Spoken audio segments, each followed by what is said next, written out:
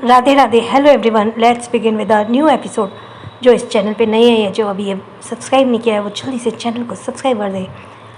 Episode 28। ये लड़की मुझे इतना परेशान। कहानी अब तक। निया ने ग्लास नीचे किया और माही को आवाज़ देकर कहा, माही क्या कछुआ चल रही है, कॉलेज जाना है कि नहीं। माही ने सर ऊपर उठाया और निया की तरफ देखा। फिर उसकी नज़र रणवीर की तरफ गई, जो गॉगल्स लगाए हुए सामने की तरफ देख रहा था। फिर वो भी आकर गाड़ी की पिछली सीट पर बैठ गई। माही के बैठते ही रणवीर ने गाड़ी स्टार्ट कर दी। पूरे रास्ते माही विंडो से बाहर ही देख रही थी, लेकिन रणवीर की नज़र बार बार रेयर मिरर से माही को ही जा रही थी। वो ड्राइव करते हुए बीच बीच में माही को ही देख रहा था, पर माही सबसे अनजान अपने ख्वाबों में कुछ सोचे जा रही थी। निया तो अपना फ़ोन चला ही रही थी। उसने पलटकर माही की तरफ देखा और कहा, माही अब आ गई। निया ने पीछे पलटकर माही की तरफ देखा और कहा, माही माही कल रात जो तुमने मेरे साथ सेल्फी ली थी, प्लीज़ मुझे वो सब सेंड कर दो ना, मुझे अभी अपनी सोशल मीडिया अकाउंट पर डालना है। माही ने कहा, वो मैंने आलिया के फ़ोन से ली थी ना, तो वो आलिया के फ़ोन में होगी, तुम कॉलेज में उसी से मांग लेना। माही यार, मैंने तुम्हारे फ़ोन से भी सेल्फी ली थी, ज़्यादा नौटंकी मत दिखाओ, जल्दी से मुझे दो। मुझे पता है तुम सबसे पहले अपने ही सोशल मीडिया अकाउंट पर डालना चाहती हो ना। दरअसल ये बात सही थी। माही अपनी उस पिक को अपने सोशल मीडिया अकाउंट पर डालना चाहती थी। वो निया से रणवीर के सामने कोई बात नहीं करना चाहती थी, वरना पता चले रणवीर ने दोनों को ही डांट कर चुप बैठा दिया। इसलिए माही ने इशारा करते हुए कहा, निया बाद में ले लेना, अभी कॉलेज तो आने दो। निया, जो माही के इशारे को समझ नहीं पाई, एक बार फिर से माही से बोली, माही यार तुम इतनी नौटंकी कैसे कर रही हो।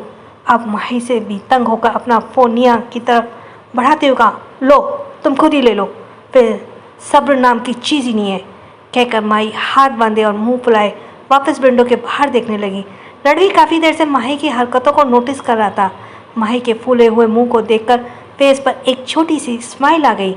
माही अपने ऐसे एक्सप्रेशन के साथ बहुत ही क्यूट लग रही थी, और उसके बाल जो हल्के हल्के उसके चेहरे पर आ रहे थे, रणवीर को खुद भी नहीं पता चला कि वो माही से धीरे धीरे ऑब्सेस्ड हो रहा था।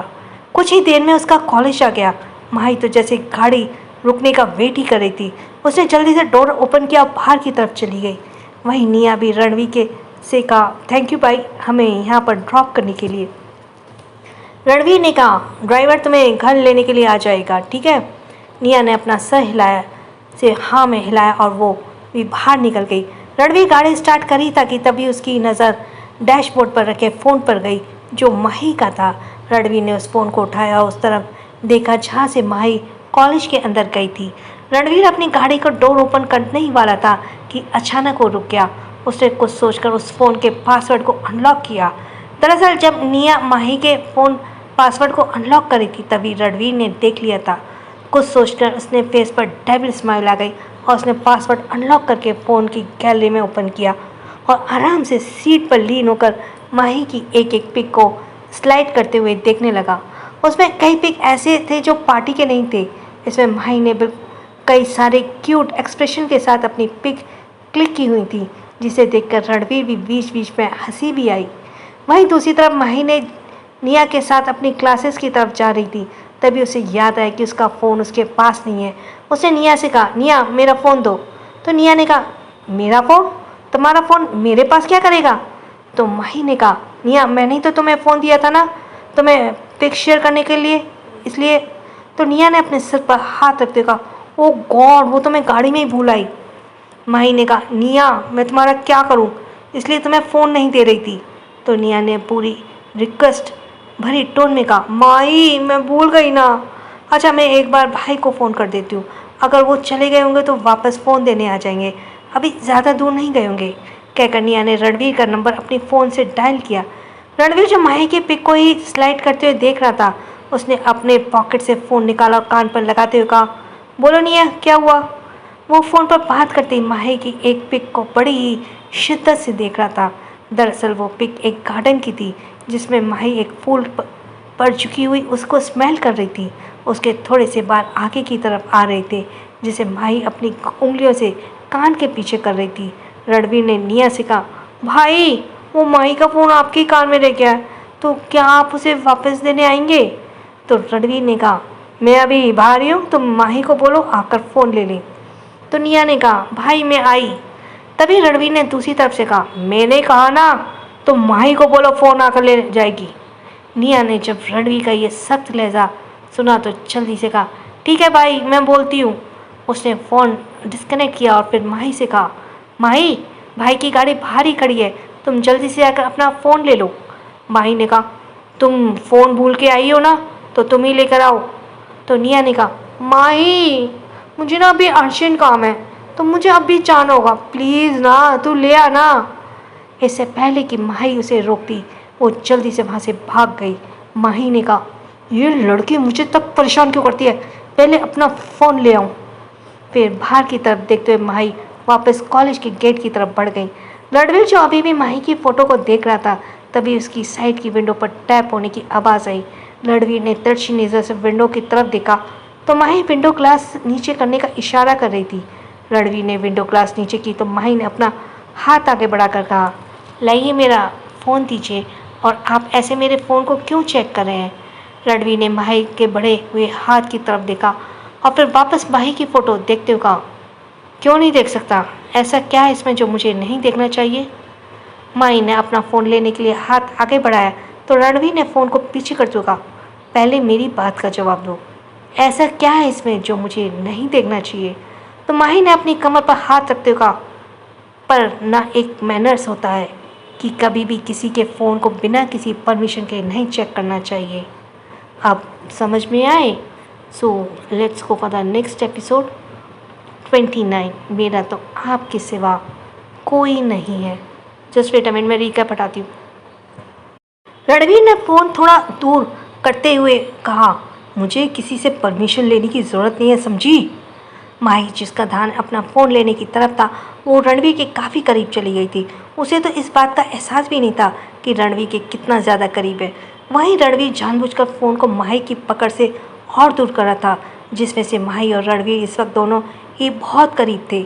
इतने ज़्यादा करीब थे कि रणवीर को तो माही की बॉडी से आ रही भीनी भीनी खुशबू भी महसूस हो रही थी। रणवीर ने अपनी आंखें बंद की और एक गहरी सांस ली, जैसे वो माही की बॉडी में आ रही स्मेल को खुद में समा रहा हो और महसूस कर रहा हो। वहीं माही जो सबसे रणवीर से अपने आप को लेने के लिए मशक्क़त कर रही थी, आखिरकार ठहर गई। माही ने जैसे ही रणवीर की तरफ देखा, तभी उसकी आंखें एकदम से हैरानी से बड़ी हो गई। अब जाकर उसे एहसास हुआ कि वो रणवीर के कितने ज़्यादा करीब है। रणवीर जो अभी तक आंखें बंद किए बैठा था, उसने अपनी आंखें खोली। दोनों की नज़रें एक दूसरे की नज़रों से मिली। रणवीर काफ़ी इंटेंस तरीके से माही की खूबसूरत आंखों में देख रहा था। तभी माही ने इसी मौके का फ़ायदा उठाया और झट से रणवीर के हाथ से फ़ोन खींचकर रणवीर से दूर होते बोली, मुझे ऐसे ही परेशान करेंगे तो मैं आपकी शिकायत से दादू से कर दूंगी, फिर दादू आपको दोबारा अब्रॉड भेज देंगे, याद रखना। कहकर माही के मुंह बनाया और वहीं से चली गई। रणवीर ने हंसते हुए कहा, ये मुझे दोबारा अब्रॉड भेजना चाहती है, क्या इसे पता नहीं मैं अब हमेशा यहीं रहने वाला हूँ, और वो भी इसी के पास। तभी रणवीर का फ़ोन रिंग करने लगा। रणवीर इस वक्त उसी तरफ देख रहा था जहाँ माही कॉलेज के अंदर गई थी। उसने गाड़ी का डोर बंद किया और फ़ोन को पिक करके कान पर लगाया। कुछ देर सामने वाले से बात करने के बाद रणवीर ने फ़ोन डिस्कनेक्ट किया और एक नज़र फिर से कॉलेज की तरफ देखकर गाड़ी को आगे बढ़ा दिया। वहीं माही जल्दी से भागते हुए क्लासेस के रूम की तरफ आई। अभी क्लासेस स्टार्ट नहीं हुई थी। सभी लोग अपनी अपनी सीट पे ग्रुप बनाए बैठे बातें कर रहे थे। निया और आलिया भी अपनी सीट पर बैठे हुए कुछ बातें कर रही थी। तभी माही जल्दी से आकर उनके पास बैठी और कहा, हे भगवान, तुम्हें नहीं पता मैं कितनी मुश्किल से पीछा छुड़ा कर आई हूँ। निया और आलिया ने एक दूसरे को देखा कि भला ये किससे पीछे छुड़ा कर आई है। फिर निया ने कहा, किससे पीछे छुड़ाया है, किससे पीछे छुड़ा कर आई है तू? तो माही ने कहा, वही तुम्हारा भाई, पता है कैसे मेरे फ़ोन ले लिया था, मुझे दे ही नहीं रहते, और तो कोई बात होती, ये भी कोई बात होती है। फिर मैंने 4 बात सुनाई और डर कर मेरा फ़ोन उन्होंने मेरे हाथ में रख दिया। माही की बात सुनकर निया ने अपना सिर हिलाते हुए कहा, माही, फेंकने की भी ना कोई सीमा होती है, मतलब फेंको तो इतना, सॉरी, पीछा छुड़ा के आई हूँ। तो माही ने कहा, वही तुम्हारा भाई, उन्होंने सुनाकर आई हूँ। वो डर कर मेरा फ़ोन उन्होंने मेरे हाथ पर रख दिया।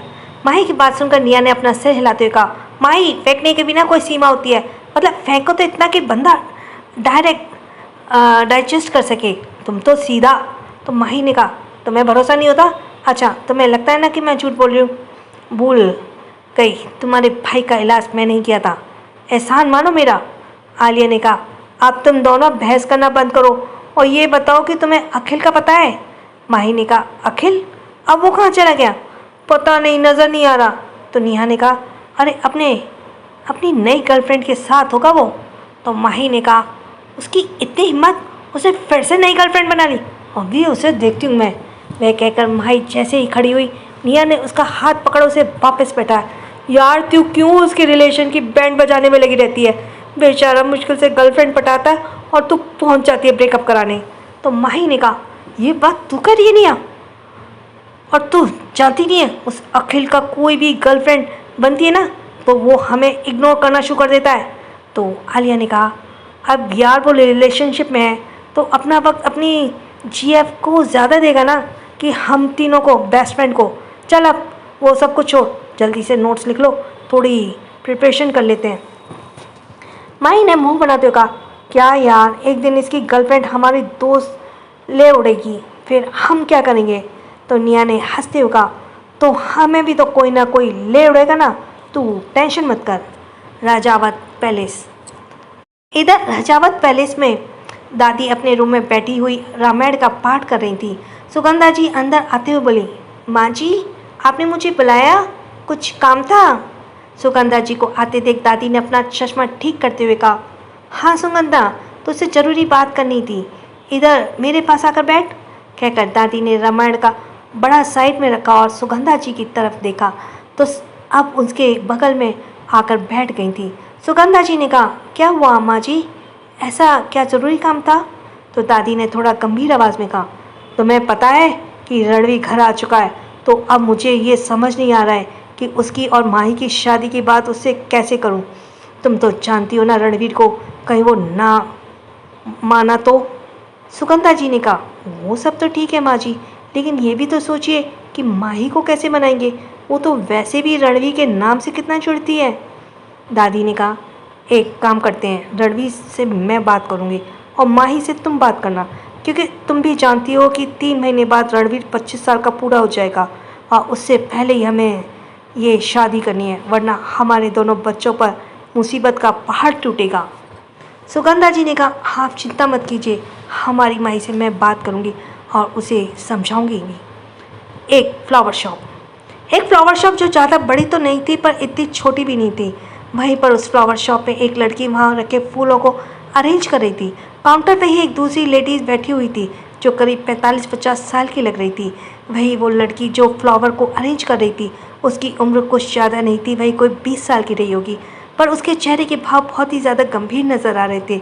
उसके चेहरे पर अनचाही सी उदासी थी। उसने इस वक्त एक ढीली ढाली एंजल लेंथ कुर्ती पहनी हुई थी, एंकल लेंथ, और उस कुर्ती में भी उसके पेट जो हल्का बढ़ा हुआ था साफ नज़र आ रहा था। तभी काउंटर पर बैठी औरत ने कहा, अरे अदिति बेटा, तुम थक जाओगी, अब बैठ जाओ, तुम्हारा कितनी देर तक खड़े रहने से भी हालत में बहुत ठीक नहीं है तुम्हारी। अदिति उस औरत की तरफ देखते फिर स्माइल के साथ कहा, नहीं आंटी, अभी थोड़ा सा काम और बाकी है, बस उसे ख़त्म कर लूँ फिर मैं बैठ जाऊँगी। उस औरत ने अपना सिर ना में हिलाते हुए कहा, तुम किसी की बात नहीं सुनती हो अदिति, अपनी हालत देखी है तुमने? प्रेगनेंसी की वजह से तुम कितनी ज़्यादा वीक होती जा रही हो, तुम कुछ खा पीती भी नहीं हो। अदिति ने एक फ्लावर पर हल्का सा पानी का स्प्रे करते हुए कहा, हाँ आंटी, मैं अपने खाने का पूरा ध्यान रखती हूँ, पर कभी कभी भूख बिल्कुल नहीं लगती है तो बस मैं तब खाना स्किप कर देती हूँ। ये सुनकर उस लेडीज़ ने उसे हल्का डांटते हुए कहा, अदिति, मेरे पास आकर बैठो। उस लेडीज़ की सख्त आवाज़ सुनकर अदिति ने अब कुछ भी नहीं कहा और चुपचाप जाकर उस लेडीज़ के सामने रखी चेयर पर बैठ गई।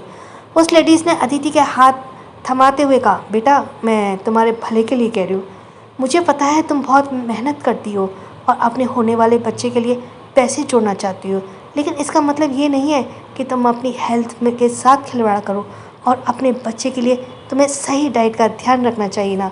और मैंने अक्सर घर देखा है तुम यहाँ से पैदल ही अपने घर जाती हो ताकि तुम्हारे ऑटो के पैसे बच जाएं, लेकिन तुम्हारा इतना भी ज़्यादा मेहनत करना सही नहीं है। अदिति ने कहा, आंटी पैदल मुझे कितना चलना होता है, थोड़ी दूर पर ही तो घर है। और ठीक है, मैं आज के बाद अपने खाने का स्किप बिल्कुल नहीं करूँगी। आज तो ठीक है ना, अब तो ठीक है ना। उस लेडीज़ ने कहा, ठीक है बेटा, अब देखो यहाँ का काम खत्म हो गया है, शाम हो गई है तो तुम अपने घर जाओ वरना अंधेरा हो जाएगा। उस लेडीज़ की बात सुनकर अदिति ने मुस्कुराते हुए अपना सर हाँ में लाया और चुपचाप उठकर उसने अपना बैग उठाया और शॉप से बाहर निकल गई। उस लेडीज़ ने अदिति को जाते हुए देखा और कहा कि बेचारी लड़की कैसे संभालेगी खुद को और अपने बच्चे के लिए कितनी मेहनत करती है, जबकि इस हालत में इसे बहुत केयर की ज़रूरत है। अदिति कंधे पर अपना बैग टांगे हुए सड़क के किनारे चली जा रही थी। उसने अपना सर झुकाया हुआ था। अदिति के यही रूटीन था, चुपचाप घर से शॉप और शॉप से घर। बीच बीच में कभी कभी वो डॉक्टर के पास चेकअप के लिए चली जाया करती थी। हालांकि उसका घर यहाँ से 15 मिनट की दूरी पर था, लेकिन चलकर जाने की वजह से उसे आधे घंटे का वक्त लग जाता था। वो ऑटो भी नहीं करती थी ताकि उसके पैसे खर्च ना हो। कुछ ही देर में वह एक छोटे से घर के बाहर आकर रुकी। उसने उस पर से उस घर की चाबी निकाली और रूम का डोर ओपन कर अंदर चली गई। वो घर बहुत ही छोटा सा था, लेकिन करीने से सजा हुआ था। अदिति जाकर वहीं रखे एक चेयर पर बैठ गई और गहरी सांस लेते हुए बोली, बड़ी थकान महसूस होने लगी है अब तो। फिर अपने पेट पर हाथ रखते बोली, पर बेबी तुम चिंता मत करो, तुम्हारी माँ है ना, तुम्हारी माँ तुम्हारे लिए बहुत सारे पैसे जोड़ेगी ताकि वो तुम्हें एक अच्छा सा फ्यूचर दे सके। सोचकर अदिति के फेस पर एक स्माइल आ गई। फिर वो खड़ी हुई और उसने किचन का जाकर पानी पिया। पानी पीने उसे थोड़ी राहत मिली। थोड़ा बहुत खाना खाने के बाद अदिति अपना लैपटॉप ओपन करके बैठ गई। दरअसल अदिति एक साथ 3-4 जॉब करती थी। फ्लावर शॉप पर भी वो जॉब करती थी, उसके अलावा ऑनलाइन जॉब भी करती थी। रात काफ़ी होने की वजह से अदिति बहुत ज़्यादा थक गई थी, तो उसने लैपटॉप बंद किया और बड़े बेड पर हेड रेस्ट से टिक कर अपनी आंखें बंद कर ली। उसके चेहरे पर ज़्यादा थकान नजर आ रही थी। आंखें बंद करते ही अदिति की आंखों के आगे कुछ महीने पहले का एक सीन नजर आने लगा। फ्लैशबैक में अब, प्लीज़ माँ जी, प्लीज़ मुझे मत निकालिए। मैंने जो कुछ भी किया उनकी जान बचाने के लिए किया। मैं बहुत बेबस थी। अदिति एक औरत के पैर पकड़े रो रही थी। वही उस औरत की हिकारत भरी नज़रें से उसे देखते हुए कहा, कल मुही अपनी हवस पूरी करने के लिए ऐसी हरकत कर सकती है और कह रही है सब तूने मेरे बेटे के लिए किया है। अरे हमें पता होता ना कि तू ऐसा काम करने पैसे लेकर आई है तो हम कभी उस पैसे के हाथ भी नहीं लगाते। ये सुनकर अदिति एकदम से आवक नज़रों से उस औरत को देखने लगी, क्योंकि वो जानती थी, वो औरत जो उसकी सास थी वो अच्छे से जानती थी कि अदिति ये पैसे कैसे लेकर आई है। उस वक्त उसकी सास ने कोई उपेक्षा नहीं जताया था, लेकिन जब तक उसकी सास को उसके पति को पता चला कि अदिति प्रेग्नेंट है, तब दोनों का ही गुस्सा अदिति के ऊपर फूट पड़ा। अदिति कुछ कहती उससे पहले ही वहीं खड़े एक लड़के ने जो गुस्से से अदिति को घूरा और कहा, अदिति की मुंह पकड़कर उसे बाहर घसीटते कहा, तुम जैसी करेक्टरलेस लड़की के लिए मेरे घर में कोई जगह नहीं है। अरे मैंने तो तुम्हें आज तक छुआ तक नहीं, फिर तुम प्रेग्नेंट कैसे हो गई? पता नहीं किसका बाप लिए घूम रही हो, जैसे मेरे माथे मरना चाहती हो। कहकर उसने अदिति को घसीटकर घर से बाहर निकाल दिया। अदिति रोई जा रही थी और उसे बार बार ऐसा ना करने को कह रही थी। उस लड़के को 2 दिन पहले ही होश आया था। पिछले कई दिनों से वो कोमा में था, लेकिन जब उसने सुना कि उसकी बीवी अदिति किसी के बच्चे की मां बनने वाली है, तो उसका गुस्सा किसी ज्वालामुखी की तरह फूट पड़ा। अभी भी उसकी बॉडी में काफ़ी कमज़ोरी थी, लेकिन गुस्से के आगे सब कुछ भूल चुका था। उसने अदिति के मुंह पर एक जोर से दरवाज़ा बंद करते कहा, हमें अपनी ये शक्ल कभी मत दिखाना, हमारे घर से तुम जैसी औरत की कोई जगह नहीं है। कहकर उस लड़के ने एक तेज आवाज़ के साथ अदिति के मुंह पर ही डोर बंद कर दिया। वही अदिति बाहर खड़ी रोहित रोहित चिल्लाई जा रही थी। प्लीज़ मेरी बात सुनिए, मैंने जो भी कुछ किया आपके लिए किया। अगर मैं उस दिन ऐसा ना करती तो आपकी जान कैसे बचाती? हम कहाँ से लाते इतने सारे पैसे? प्लीज़ दरवाज़ा खोलिए, मुझे अंदर आने दीजिए। कहाँ जाऊँगी? मेरा तो आपके सिवा कोई भी नहीं है। So let's continue for the next episode. एक मिनट मुझे वेट, मैं रिकैप को देखती हूँ। ये लेट्स स्टार्ट इट। एपिसोड 30। सोच रहा हूँ अपनी प्यास क्यों ना तुमसे। माही रूम में बैठी हुई अपनी पढ़ाई कर रही थी। तभी सुगंधा जी ने डोर नॉक करते हुए कहा, माही अगर तुम्हें डिस्टर्ब ना हो तो क्या मैं तुमसे कुछ बात कर सकती हूँ। माही ने सुगंधा जी की तरफ देखा और कहा, आंटी आइए ना, बताइए क्या बात करनी है। कहकर माही खड़ी हुई और सुगंधा जी की तरफ बढ़ी। सुगंधा जी मुस्कुराते हुए माही के पास आई और उसे सोफे पर बैठने का इशारा करते हुए बोली, चलो बैठकर बात करते हैं। दोनों ही अपने सोफे पर बैठ गए। माही सुगंधा जी की तरफ देखकर बोली, कहिए आंटी क्या कहना था। तो सुगंधा जी ने कहा, माही दरअसल तुमसे जो बात करनी है वो बहुत ही ज़्यादा ज़रूरी है और मुझे माँ जी ने कहा था कि ये बात मैं तुमसे करूँ। माही ने कहा, बताइए ना ऐसी कौन सी ज़रूरी बात है। सुगंधा जी ने कहा, माही तुम जानती हो ना कि हम सब तुम्हें कितना प्यार करते हैं और तुम्हारे लिए कोई भी फैसला हम गलत नहीं लेंगे। भरोसा करती हो ना हम पर। तो माही ने कहा, हाँ आंटी इसमें कहने की क्या बात है, ये भी कोई कहने की बात है। आप लोगों से ज़्यादा भला तो मेरा कोई भी नहीं सोच सकता। तो सुगंधा जी ने प्यार से कहा, उसे गाल पर हाथ रखते हुए कहा, मैंने कभी भी तुम्हें और निया में कोई भी फ़र्क नहीं किया है, ये भी मानती हो ना। तो माही ने कहा, हाँ आंटी मुझे ये भी पता है। तो सुगंधा जी ने कहा, माही दरअसल घर के बड़ों ने एक फ़ैसला किया है तुम्हारे लिए। माही ने कन्फ्यूज से कहा, मेरे लिए कोई फ़ैसला किया है? क्या कहीं आप मुझे यहाँ से कहीं बाहर तो नहीं भेजने वाले हो। तो सुगंधा जी ने हंसते हुए कहा, नहीं बल्कि तुम्हें हमेशा के लिए यहाँ रखने वाले हैं। माही ने अपना सर खुजाते हुए कहा, हमेशा के लिए रखने वाले हो? पर कैसे, मैं तो यहाँ रहती हूँ ना। तो सुगंधा जी ने कहा, अरे मेरी भोली गुड़िया, मेरे कहने का मतलब है कि हम सब तुम्हें इस घर की बहू बनाना चाहते हैं।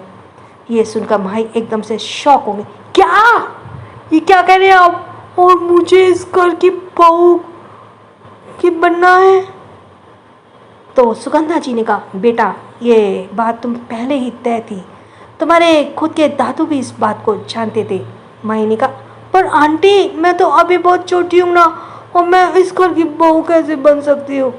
सुगंधा जी ने कहा, बन सकती हो जब तुम्हारी शादी इस घर के बेटे रणवीर से होगी तब। रणवीर का नाम सुनकर तो माही जैसे सदमे में ही चली गई, ये क्या कह रही हैं आप, मेरी शादी उस शैतान से। तो सुगंधा जी ने कहा, क्यों क्या बुराई है उसमें। माही ने थोड़ा रुआसा होते हुए कहा, बुराई बुरा है तो है, आपने देखा नहीं वो कितना गुस्सा करते हैं, हमेशा डराते रहते हैं, मुझे भी परेशान करते हैं। तो क्या आप मेरी शादी उनसे कर देंगे?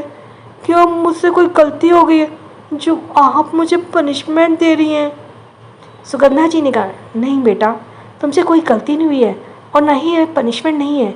मैंने कहा ना कि तुम्हारे दादाजी की भी आखिरी इच्छा थी कि तुम इस घर की बहू बनो और रणवीर की बीवी, और अब तो वक्त आ चुका है और कुछ वजह ऐसी भी है जो हम तुम्हें नहीं बता सकते, लेकिन हम पर भरोसा करो हमारा लिया हुआ फैसला गलत नहीं होगा। फिर एक गहरी सांस लेते हुए कहा, मुझे जो तुमसे बात करनी थी मैंने कर ली, अब तुम सोच कर मुझे इसका जवाब दे देना, ठीक है। कहकर सुगंधा जी खड़ी हुई वहाँ से चली गई। माही अपने ही ख्यालों में गुम थी, क्या हो रहा है, मैं उससे शादी कैसे कर सकती हूँ, मैं तो हर वक्त उनसे पीछे छुड़ाने की बात करती हूँ और यहाँ ये मुझे उनके साथ ही बांध देना चाहते हैं।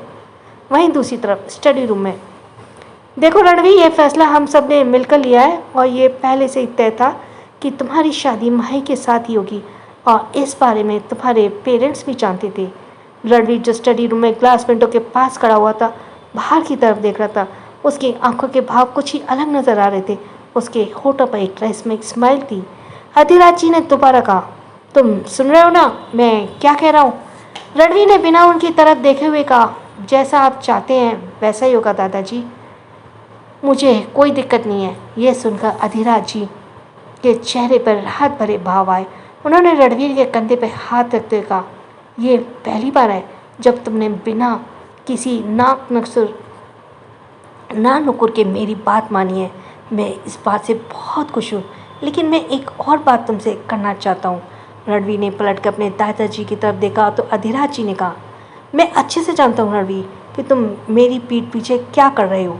एक बात कान खोल कर सुन लो, तुम मेरी उन हरकतों का माही की ज़िंदगी पर किसी भी तरह का असर नहीं होने पाए, क्योंकि माही मेरी जिम्मेदारी है और उसके साथ कुछ भी गलत होगा मैं बर्दाश्त नहीं करूँगा। रणवीर ने एक छोटी सी स्माइल के साथ कहा, आप बेफिक्र रहिए, माही का मेरी इस दुनिया से कोई लेना देना नहीं है, लेकिन मुझसे ये उम्मीद ही मत रखिएगा कि मैं उस दुनिया को छोड़ दूंगा। आप जानते हैं कि मेरा मकसद क्या है। कहते हुए रणवीर की आंखों के भाव सर्द हो गए। अधिराज जी ने कहा, मैं तुम्हें काफ़ी वक्त से रोकना चाहता था, लेकिन तुम नहीं रुके। हर बार तुमने अपनी मनमानी की है, तो ठीक है, तुम्हें जो करना है वो करो रणवीर, लेकिन तुम्हारी उस काली दुनिया का असर मेरे परिवार और इस घर पर नहीं पड़ना चाहिए। ये बात कान खोलकर सुन लेना। कहकर अधिराज जी वहाँ से चले गए। रणवीर ने उन्हें जाते देखा और वापस अपनी पॉकेट में हाथ डालकर बाहर की तरफ देखते हुए कहा, रणवीर सिंह रजावत की बीवी बनेगी वो, तो बर्दाश्त तो उसे करना ही होगा ना दादाजी।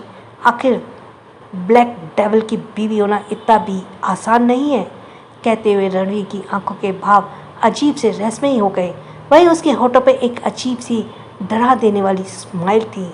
माही रात का डिनर करने के लिए नीचे नहीं आई और पेट दर्द का बहाना बनाकर ऊपर ही लेटी रही। दरअसल वो सुगंधा जी की बात से बहुत परेशान हो गई थी और उसे समझ नहीं आया कि वो उन्हें मना कैसे करे, क्योंकि सभी लोग माही को बहुत प्यार करते थे और माही जानती थी कि इतने सालों में सभी ने उसकी हर इच्छा को मान रखा है। वो मुंह लटकाए हुए अपने गोद में कुशन रखे बैठी हुई थी। निया भी उसे बुलाने आई थी, पर उसने निया को भी वहाँ से जाने के लिए कह दिया। रात के करीब 10 बजे माही बेचैनी से अपने बेड पे इधर उधर करवटें ले रही थी। अब डिनर के लिए उसने मना तो कर दिया था, लेकिन अब उसकी भूख से हालत ख़राब हो रही थी। आखिरकार परेशान होकर वो उठी बैठी और अपने पेट पर हाथ रखते बोली, माही, डिनर करने के बाद पेट दर्द का बहाना बना लेती ना तो क्या हो जाता, कम से कम यूँ भूखा तो नहीं रहना पड़ता। अच्छा भला दादी भिजवा रही थी, वो भी तूने मना करवा दिया। अब कितनी भूख लग रही है यार। एक कुछ सोच कर कहा, जल्दी से कुछ जाकर खा लेती हूँ, वरना पूरी रात नहीं सो पाऊंगी। कहकर माही जल्दी से उठ बैठ जाती है और अपने स्लीपर पहने रूम से बाहर निकल गई। सभी लोग अपने अपने रूम में जाकर सो चुके थे। माही किचन में आई और उसने अपने लिए कुछ खाने के लिए ढूंढने लगी। तभी उसे किचन के बाहर से कोई आवाज़ सुनाई दी। माही एकदम अलर्ट होते बोली, ये आवाज़ किसकी थी? कहीं कोई हमारे घर में कर तो नहीं घुसाया, चोर तो नहीं घुसाया? सोचकर माही ने जल्दी से फ्रिज बंद किया और अपने आसपास कुछ ढूंढने लगी। तभी उसने अपने हाथ में बेलन पकड़ लिया और सधे कदमों से किचन से बाहर आई। बाहर रोशनी बहुत कम थी, बस हल्की सी रोशनी ही वहाँ नजर आ रही थी। माही आसपास देखते हुए आगे बढ़ रही थी कि तभी उसे एक काला साया हॉल में ही नजर आया, जो किचन की तरफ ही बढ़ रहा था। ये देखकर माही की आंखें एकदम बड़ी हो गई और उसने बेलन को हवा में लहराते हुए कहा, चुपचाप जाओ, वहीं रुक जाओ, वरना इससे तुम्हारा सर फोड़ दूंगी। तुम्हारी हिम्मत कैसे हमारे घर में आकर चोरी करने की? माही की धमकी से वो जैसे उस काले साए को कोई फर्क नहीं पड़ा, वो वैसे ही माही की तरफ बढ़ता ही जा रहा था। उसने ब्लैक हुडी पहनी थी और सर पर पूरी तरह कैप लगी हुई थी और फेस पर ब्लैक मास्क कलर का मास्क डाला हुआ था। उस शख्स को अपनी तरफ आते देखकर माही अपने कदम पीछे ले लेती है। देखो, मैं आखिरी बार कह रही हूँ, तुम ये मत सोचना कि मैं डरती हूँ। डरती वर्ती मैं किसी से भी नहीं हूँ। चुपचाप जहाँ हूँ वहीं रुक जाओ और उल्टे पाँव यहाँ से बाहर भाग जाओ, क्योंकि मुझे अगर गुस्सा भी आ गया ना, नहीं मुझे नहीं, मुझे गुस्सा नहीं आता, मुझे सीधा क्रोध आता है, तो मैं सामने वाले का सिर, हाथ, पैर, हड्डी सब तोड़ देती हूँ। लेकिन उस शख्स ने जैसे कोई फर्क ही नहीं पड़ा। अब माही को कुछ भी नहीं सूझा तो एकदम से जैसे चिल्लाने को हुई, उसने अपना मुंह खोला। तभी उस शख्स ने झटके से माही के मुंह को कसकर बंद किया और सीधा दीवार से सटा दिया।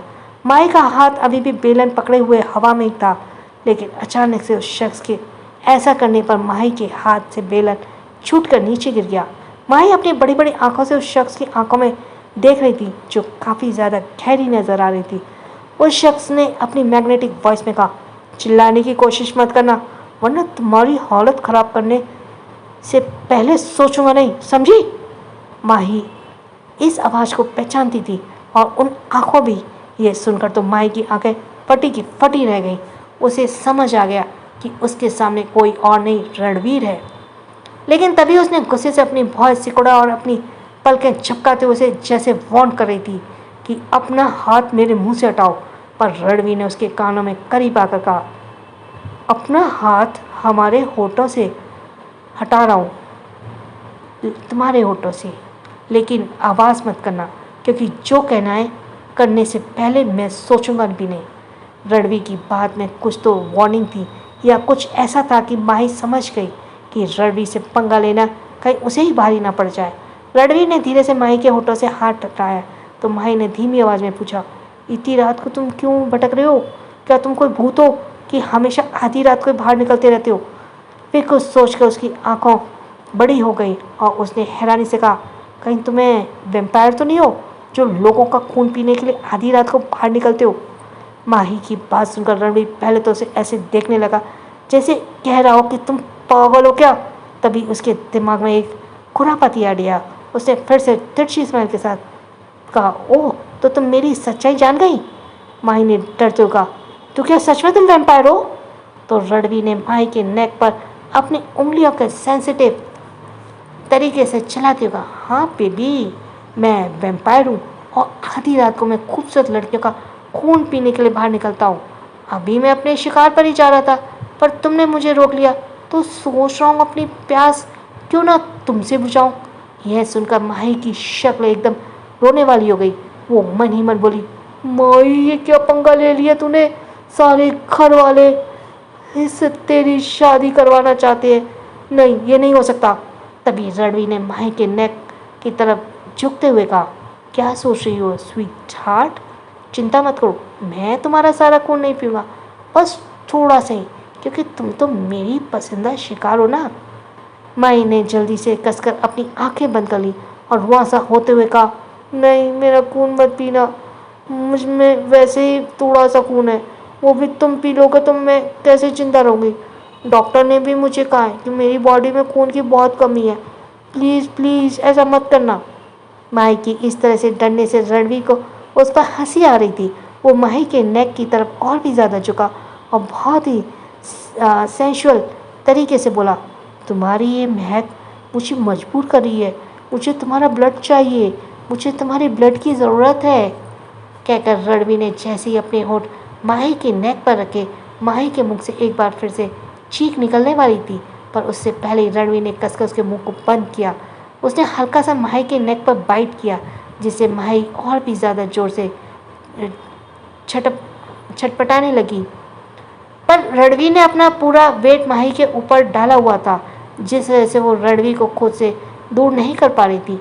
वही रणवीर जो सिर्फ माही को डराने के लिए ही उसकी नेक के हल्के से बाइट कर रहा था, वो खुद भी धीरे धीरे बहकने लगा था। वो माही की नेक को बाइट करने के साथ शक भी कर रहा था। माही को तो लग रहा था जैसे रणवीर वाकई में उसका खून पी रहा हो, जिस वजह से वो रोने लगी। उसे तो लगा था जैसे आज उसकी आखिरी दिन है कि कहाँ ये वैम्पायर उसके पीछे पड़ गया। वो तो कहाँ खुद अपनी भूख मिटाने के लिए किचन में आई थी और अब वैम्पायर उसकी अपनी भूख उससे मिटा रहा था। कुछ देर बाद रणवीर जब माही के सिसकने की आवाज़ अपने कानों में सुनाई दी तो उसने चेहरा उठाकर माही की तरफ देखा, जो डर से कांप रही थी और रोई जा रही थी। मुंह बंद होने की वजह से उसकी सिसकियाँ छूटी हुई थी, बाहर निकल रही थी। रणवीर ने हल्के से अपना हाथ माही के होठों से हटाया और कहा, तुम रो क्यों रही हो? तो माही ने कहा, तुम मेरा सारा खून पी जाओगे तो मैं तो मर जाऊंगी ना, मैं मरना नहीं चाहती। रणवीर की नज़र माही की नेक पर गई, जिसे उसने बाइट करके पूरी तरह से लाल कर दिया था। उसने फिर माही से कहा, मैं कोई वैम्पायर नहीं हूँ, मैं बस तुम्हें डरा रहा था, इसमें इतना रोने वाली क्या बात है? So thanks for listening. छोटों को प्यार, बड़ों को सम्मान। राधे राधे।